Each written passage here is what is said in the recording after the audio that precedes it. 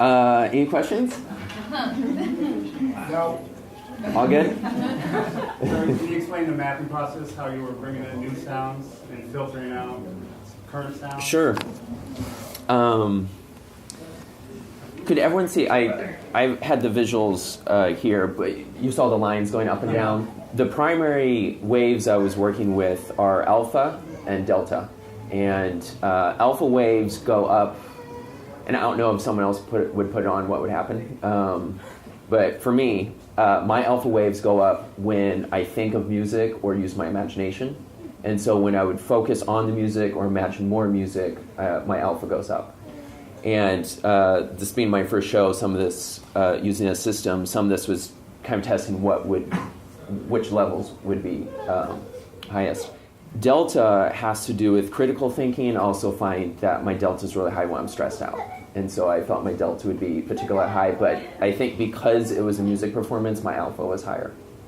The alpha and the delta, I created, what is a way to explain this? That's sensible. Technical? Yeah. This is the actual app that the Muse goes into here, and I'm recording, the brainwaves come into here, and then I convert to MIDI. Do you know what MIDI is? Oh, yeah. Okay. Anyone who doesn't know what MIDI is? Okay. No, that's great.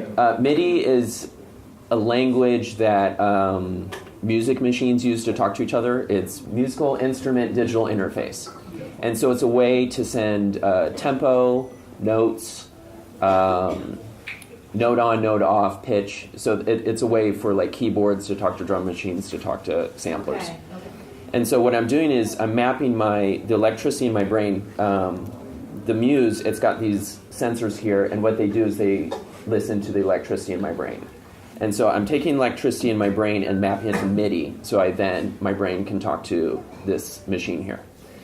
And different configurations of alpha, it's an algorithm, so from alpha to delta, when they're at different balances with each other, I can access different parts of the machine, whether it's the filters, so you heard kind of things get bassy and then get trebly, and then, so I could access the filters, I could access the volumes, I could access the effects. So sometimes the effects would increase or decrease, become more dry or become more, it was a reverb I was using.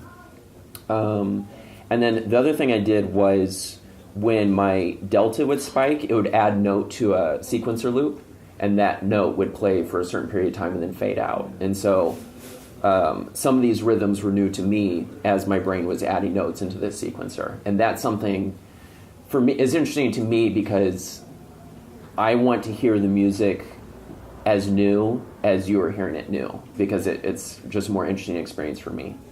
Do you want more details? That's good. Okay.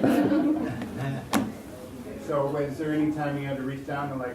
Yes. I saw you reach down. Exactly. He's a plant.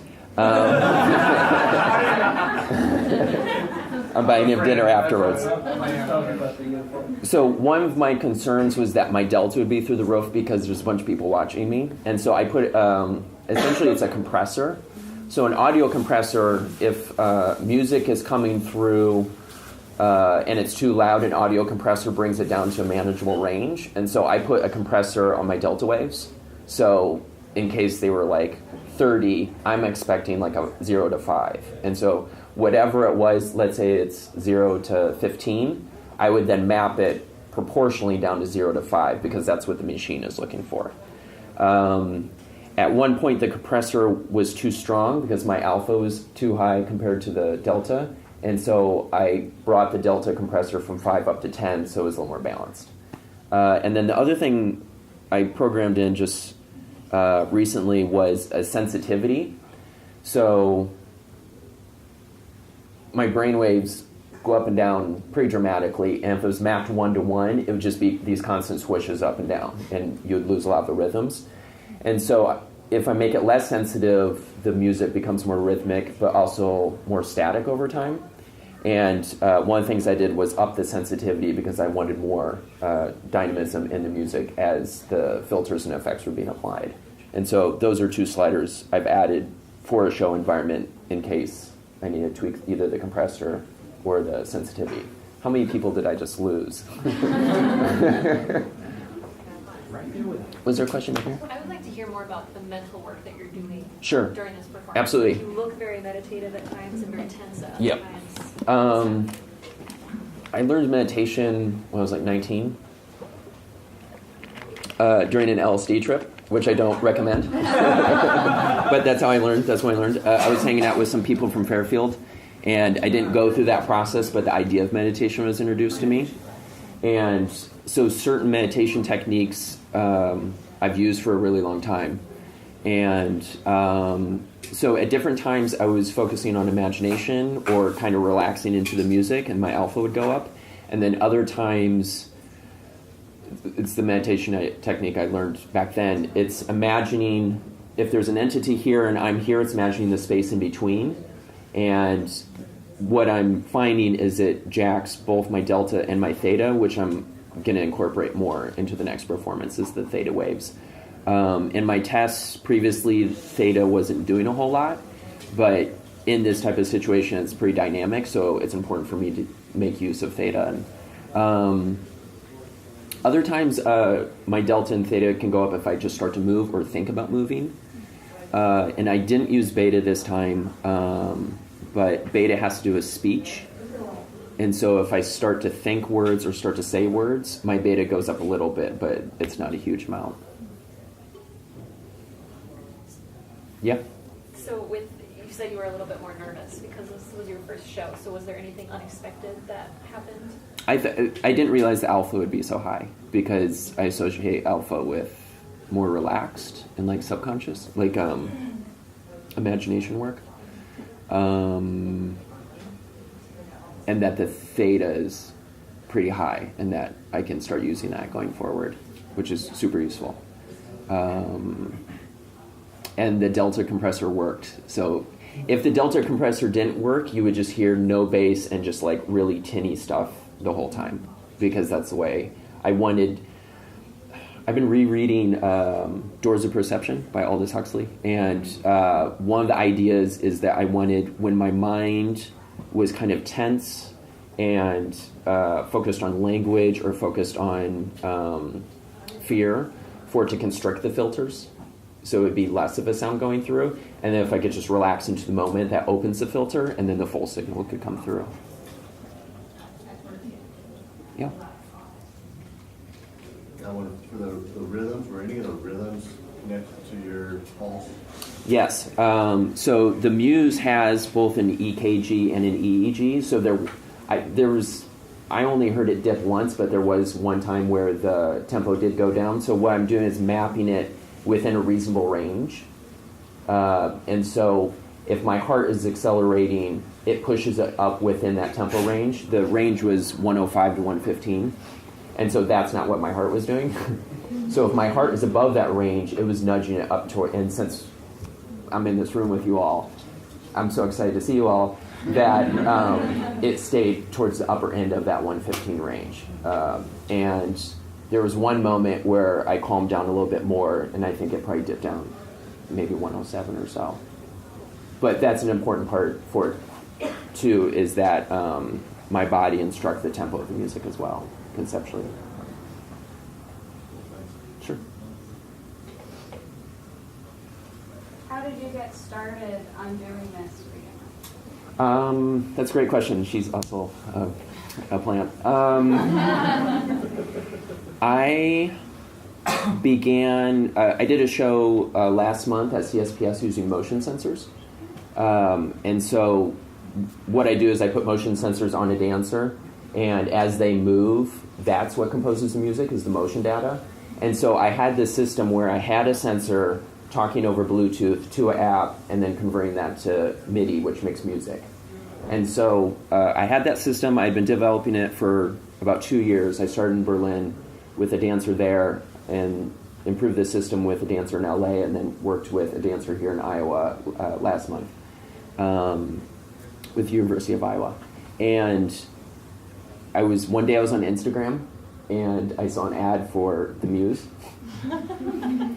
And I was like, that's a Bluetooth device, just like a motion sensor, I wonder if I could use that. And I looked it up, and it's called an open API. So if you're a programmer, it allows programmers to hack into these and do, because it's sold with a meditation app to help people improve meditating. But because it's an open API, I could hack into it and then have it talk to my machines. And it's the technology started there, and then the concept started to gel around. There was a dream I had about a year ago. It was in December. And I'd been working on music, which sounds more like this. My background is in real hardcore industrial, so this is new for me. And in the dream, I was talking to a woman who was a New York Times reviewer and a biologist. And I was kind of on Berkeley campus and kind of on NYU campus, is a dream thing. And for some reason, I'd given her a demo tape, and I'd asked her, and it was the music I had been working on in real life.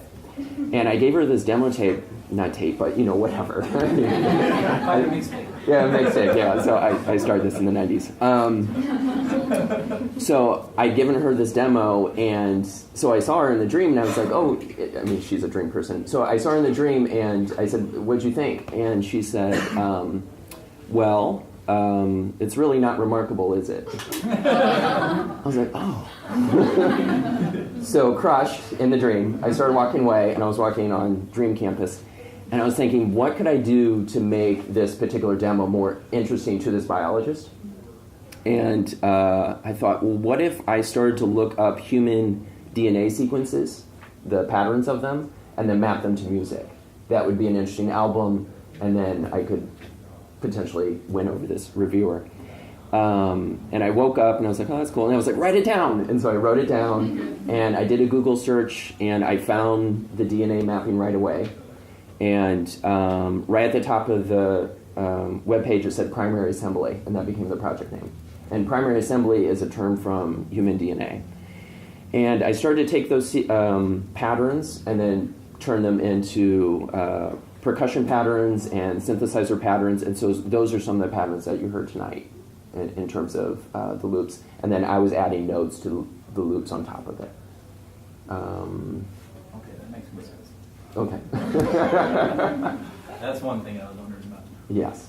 I figured you'd get to it. Yep. Did that answer? That's awesome. Okay. Are all the sounds pre-programmed patches? They are, so this is sampler. Yeah. And so there is patches. So there's bass sounds, synthesizer sounds, percussion sounds, and they're sounds that I've created in my studio. Okay.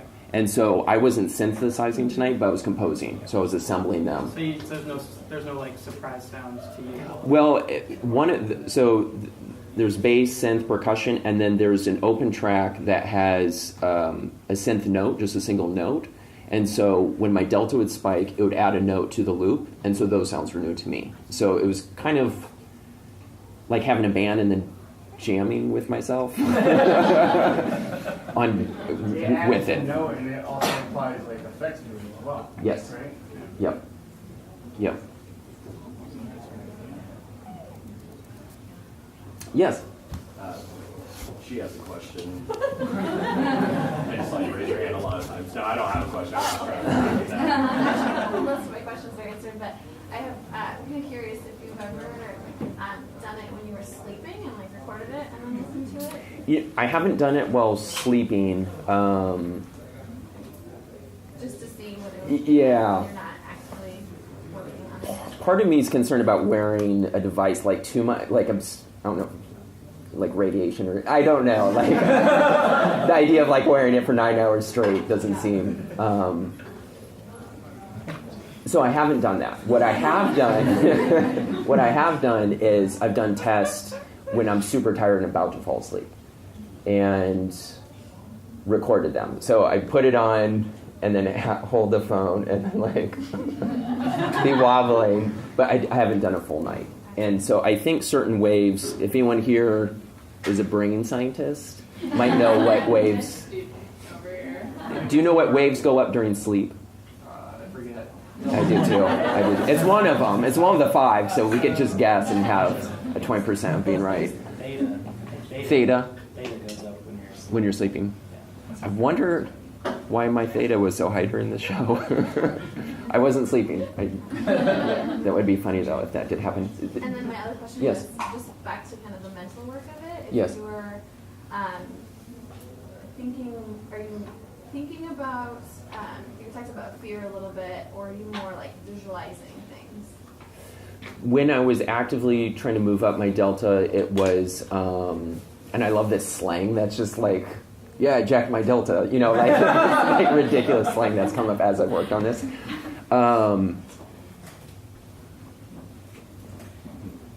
It's more, it's like an energetic shift. So like moving my energy forward as if I could take my consciousness and move it forward. So that's what I was doing for delta. And then alpha, I was either imagining sound or focusing on sound, and that would bring my alpha up. I wasn't thinking words. That's one of the things I really enjoy about music. I can be in the studio for hours and not think a single word, but my brain's active the whole time. So it's almost like a meditative state just working on music. And alpha goes high, and I think high alpha is an enjoyable state. High delta is kind of is a stressful state. Did that answer? Okay. Was there another hand around here? It was me, Yes. but I think that you answered it. I was just going to ask if there was like specific thought or there's scenario that you always came back to whenever you go into a meditative state. Or... The anchor for me is the music. Okay. Yeah. So if I get lost, I can just focus on the actual music. So it becomes this feedback loop. So the music I'm composing goes back into my brain, and then it can help shape what's coming next in the music. And that was a similar feedback loop that I saw with the motion sensor project with the dancer, is that a dancer would move, it would make music, and then they would dance to the music that they are making live. And it becomes this really empowering experience. So part of it was me envying the dancers, that they get to be in this system, and this is my way of being able to do it, is have that feedback loop between my brain and the music. So I hear what I'm making, and what I make influences my brain. Yeah.